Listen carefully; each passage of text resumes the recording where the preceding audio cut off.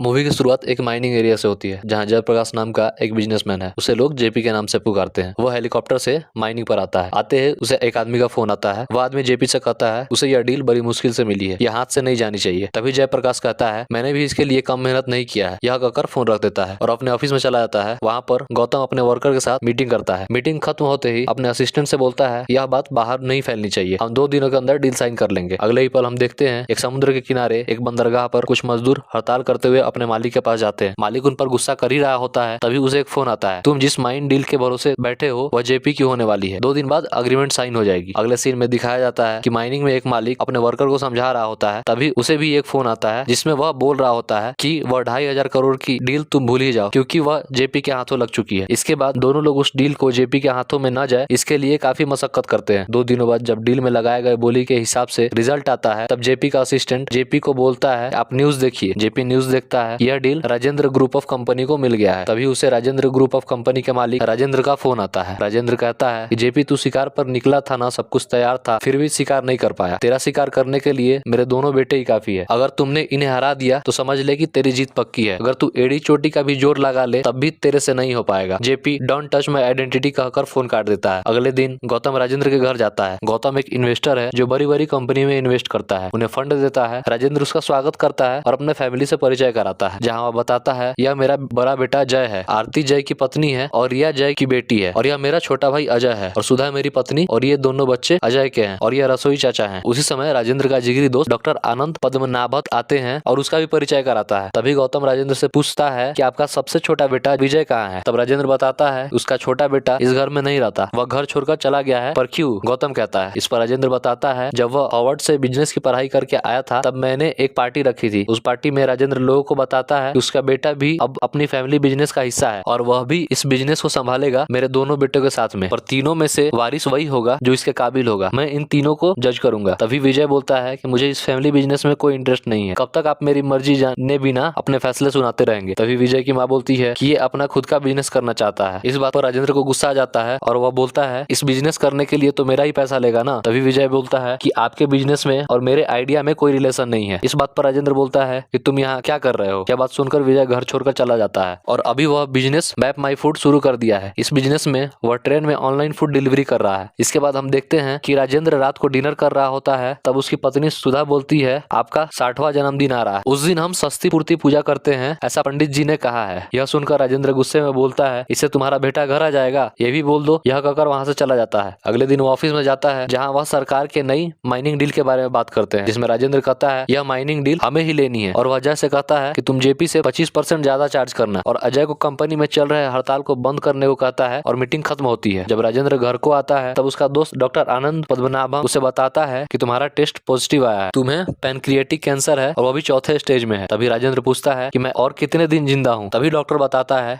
8 महीने और ज्यादा से ज्यादा 10 महीने। राजेंद्र कहता है तुम किसी को भी मत बताना। उसके बाद राजेंद्र उदास रहने लगता है और बची हुई जिंदगी खुशी से जीना चाहता है। एक रात उदास से कहता है कि तुम सस्ती पूर्ति का पूजा रख लो, उस दिन हम दोबारा फेरे लेंगे। इसके बाद सुधा विजय को फोन करती है तुम्हारे पापा इस पूजा के लिए मान गए हैं, तुझे भी आना होगा। मैं तुम्हें पिछले 7 सालों से नहीं देखी हूँ। एक माँ को बेटे से बिछड़ने का दुख क्या होता है वह माँ ही जानती है। यह कर रोते हुए फोन रख देती है। अगले दिन विजय अपने घर को जाता है। उसे उसकी माँ उसका हाथ पकड़ कर घर में ले जाती है, पर घर के बाकी लोग उसे घूर कर देखते हैं। कोई उससे बात नहीं करता है। उसकी माँ उसे रूम में जाने को कहती है और बोलती है कि तुम बैठो, मैं तुम्हारे लिए खाना लाती हूँ। तभी रूम में जय आता है और बोलता है तुम इसी इंतजार में थे ना कि कोई फोन करके बुलाए तभी आओगे। तब विजय बोलता है मैं यहाँ प्रॉपर्टी के लिए नहीं आया हूँ, मैं सिर्फ यहाँ अपनी माँ के लिए आया हूँ। फंक्शन खत्म होते ही मैं यहाँ से चला जाऊंगा। रात को रसोई चाचा सबको आवाज लगाते हैं खाना बन गया है, आकर खा लो। तभी विजय आता है और चाचा से पूछता है यह कोई कबूतर खाना है क्या जहाँ आवाज लगाई जाती है। तभी चाचा बताते हैं यह एक अमीरों का जेल है, इन्हें लगता है कि ये बाहर सब कुछ जीत लेंगे पर घर में एक दूसरे से नहीं जीत सकते हैं। डाइनिंग टेबल पर कोई एक साथ नहीं खाता। विजय सामने के सोफे पर बैठकर यह देख रहा था कि उसकी माँ पिछले 1 घंटे से सबको बारी बारी से खाना खिलाए जा रही है पर अपने कुछ नहीं खाया है। तभी विजय माँ के पास जाता है और माँ को बिठाकर खाना खिलाता है और खुद भी खाता है। दोनों खाते खाते बात कर रहे थे। तभी विजय कहता है माँ तू मेरे साथ क्यों नहीं चलती है। माँ बोलती है कि नहीं, क्योंकि सबको साथ लेकर चलना है। इसके बाद जब रात को विजय बात कर रहा होता है तो वह देखता है कि रिया उसकी भतीजी सिगरेट पीकर जा रही थी। तभी विजय रोकता है। इस पर रिया बोलती है तुम गेस्ट हो, गेस्ट की तरह रहो, बाप बनने की कोशिश ना करो। अगले सीन में हम देखते हैं राजेंद्र बेड पर लेटा हुआ है और डॉक्टर उसका इलाज कर रहा होता है। राजेंद्र कहता है यह फंक्शन मेरा आखिरी फंक्शन होगा, इस फंक्शन के बाद मैं सब कुछ बता दूंगा, पर तुम्हारा वारिस कौन होगा। डॉक्टर पूछता है। अगले पल हम देखते हैं एक एक पार्टी है जहाँ बड़े बड़े बिजनेसमैन आए हुए हैं। वहाँ पर जेपी और दोनों भाई जय अजय भी आए हुए हैं। उस पार्टी में जय की गर्लफ्रेंड स्मिता आती है और दोनों मिलते हैं। और दूसरी ओर अजय को मुकेश का फोन आता है। मुकेश और अजय एक हॉल में जाते हैं जहाँ मुकेश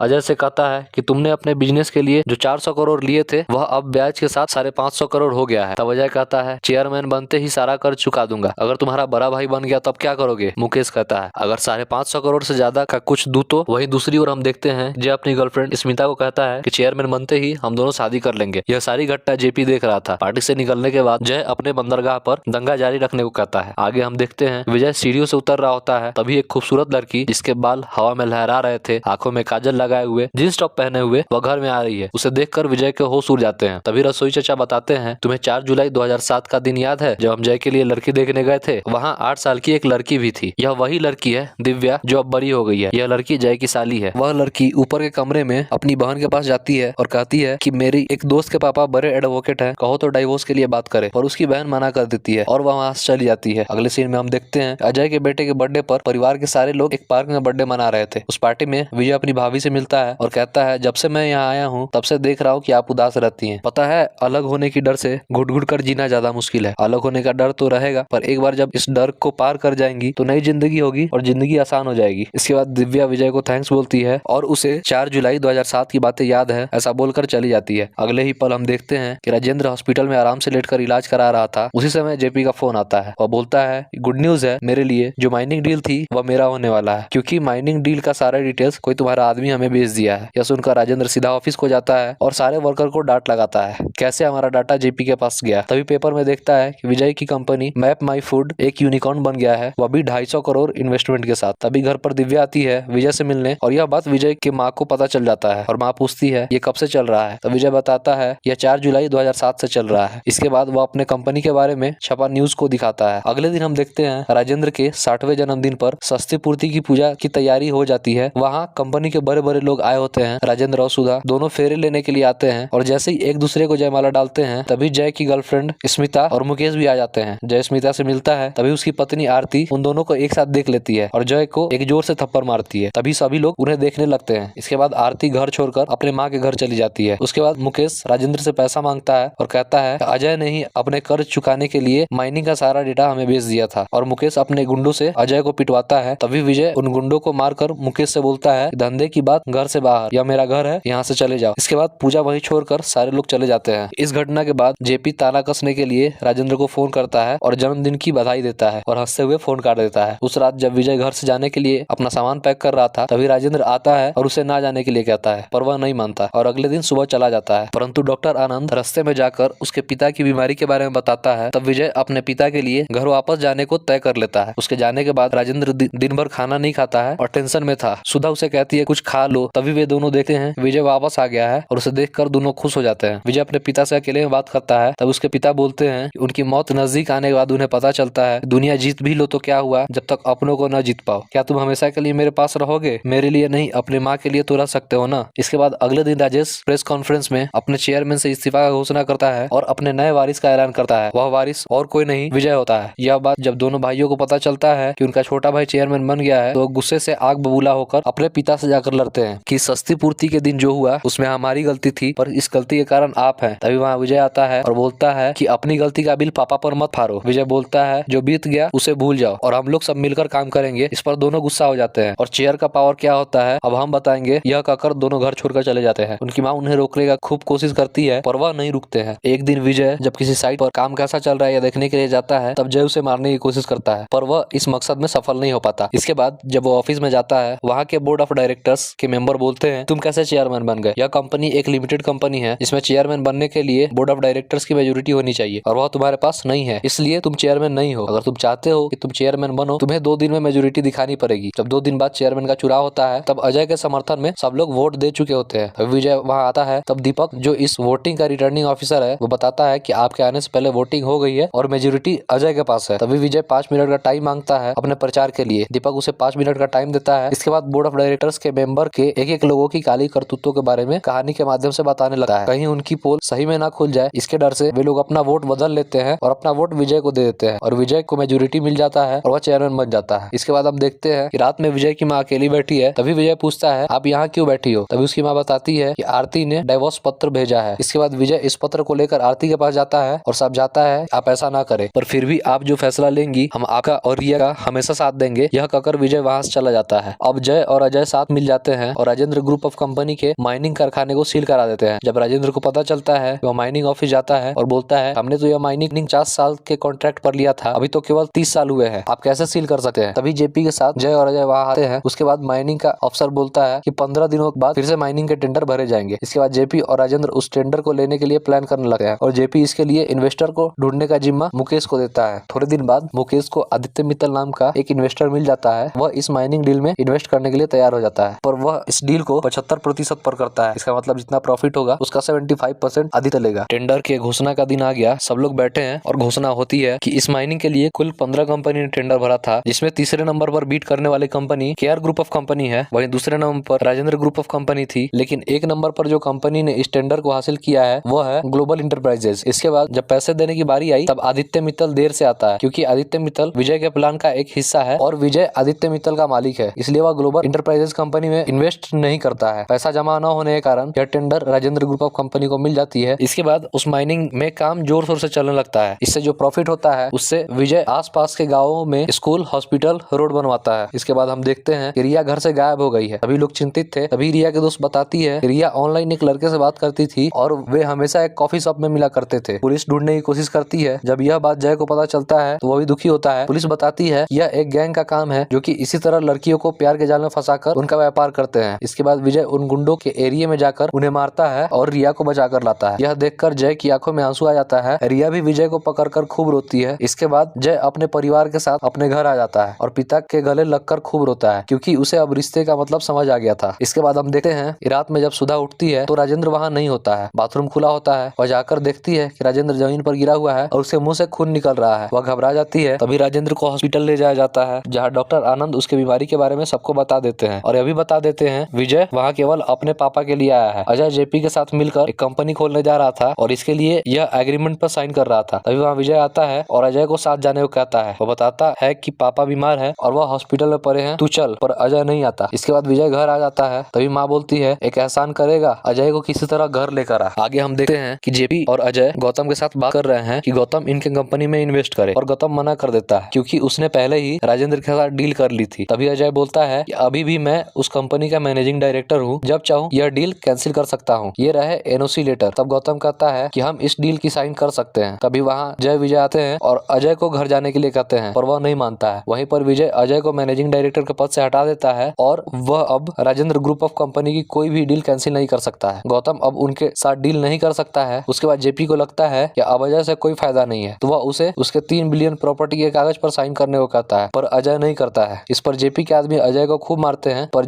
विजय उसे नहीं बचाते हैं। वे बोलते हैं कि जब तक अजय भाई कहकर नहीं बुलाएगा तब तक हम उसे नहीं बचाएंगे। अजय छोटे कहकर बुलाता है, तब विजय गुंडों को मारकर अजय को बचाता है। इसके बाद विजय जेपी से बोलता है जा, यह माइनिंग की डील तुझे देता, तू जीत गया। पता है आज मेरे पापा के पास सब कुछ है, पर जिंदगी के अंतिम पल में पता है क्या मांगा, बस एक सुकून की आखिरी सांस। विजय जेपी को बताता है जिंदगी के आखिरी पल में यह एहसास होता है लालच की जिंदगी से अच्छा चैन की मौत बेहतर है, जिसे हम नहीं कमाते। इसके बाद अजय अपने परिवार के साथ घर को लौट जाता है। इसके बाद जो सस्ती पूर्ति की पूजा उस समय नहीं हो पाई थी अब फिर से होती है। राजेंद्र और सुधा फिर से फेरे लेते हैं। इसके बाद हम देखते हैं विजय अपने पापा को कमरे में सुलाने के लिए जाता है। तभी राजेंद्र बोलता है तूने तो बेटे होने का फर्ज निभाया, पर मैं ही बाप होने का फर्ज नहीं निभा पाया। इसके बाद विजय दरवाजा बंद करता है और अंतिम में हम देखते हैं तीनों भाई गंगा में अपने पिता की अस्थि को विसर्जित करते हैं और यहीं पर मूवी खत्म होती है।